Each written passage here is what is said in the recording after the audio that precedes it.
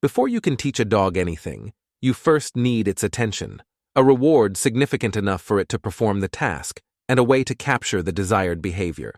We achieve this through the use of a clicker.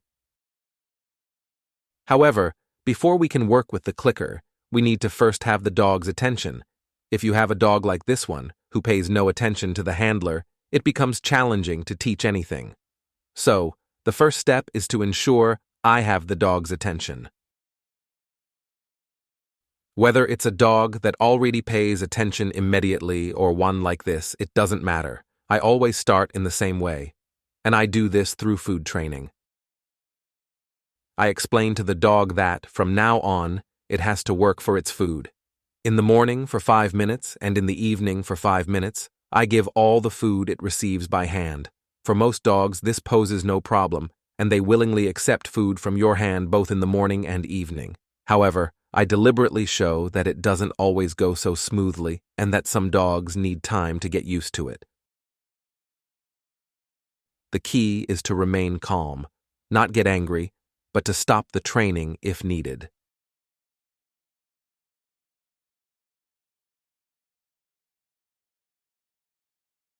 However, always be fair to the dog.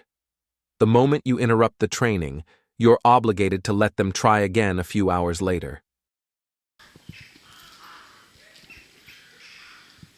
This puppy is more enthusiastic and gladly eats the food from my hand. Your dog doesn't have to do anything else at this point. The only time you withhold food is when it displays unwanted behavior like jumping up or barking. In those instances, we don't reward with food. For the rest, it doesn't need to sit or be calm. You simply give it a portion of food by hand. That's all you need to do. We also don't use a clicker yet. The clicker comes later, only when the dog understands that, from now on, it gets all its food from you by hand. And when I say by hand, I mean literally by hand. So if some food falls, you don't let the dog eat it off the ground. Allowing this might lead to difficulties later on when we tackle more challenging exercises. The dog might sit on the ground, sniffing around to see if it can get its reward more easily there.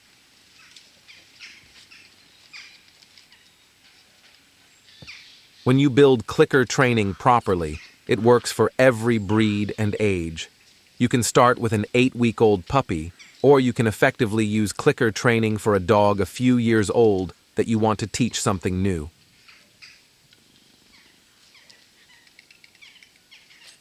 In addition to food training being an excellent foundation for clicker training, it also fosters a strong bond with your dog.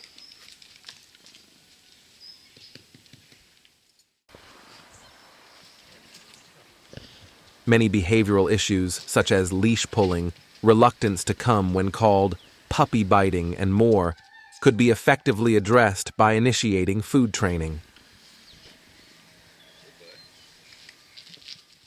When I encounter dogs with behavioral problems, I always start with this food training.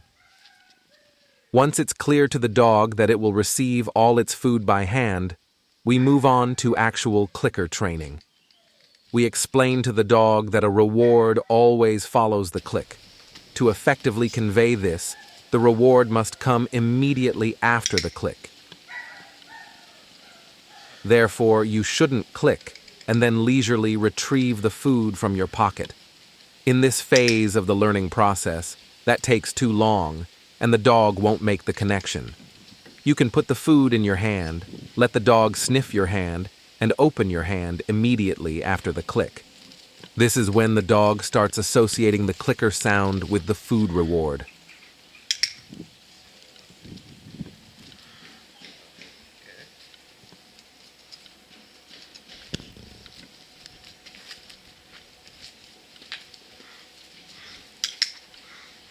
However, this doesn't happen overnight.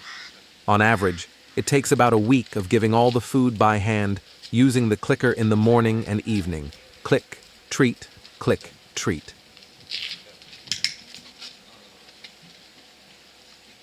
For a week straight, morning and evening sessions are dedicated to forming a solid connection between the clicker sound and the reward.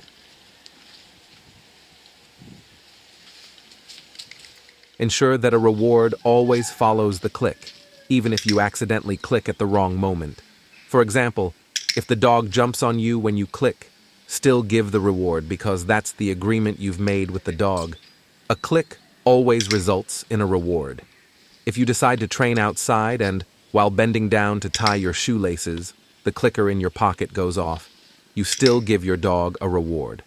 Your dog must be 100% certain that a reward always follows the click.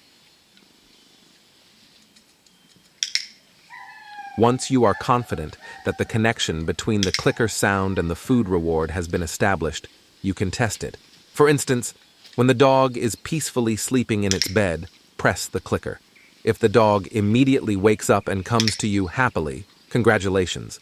The introduction of the clicker has been successful.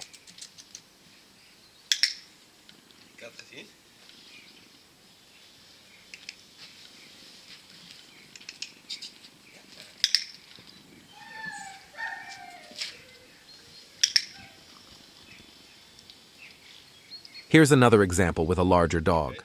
If the dog walks away and you click, you can observe from its reaction that it clearly understands the meaning of the click.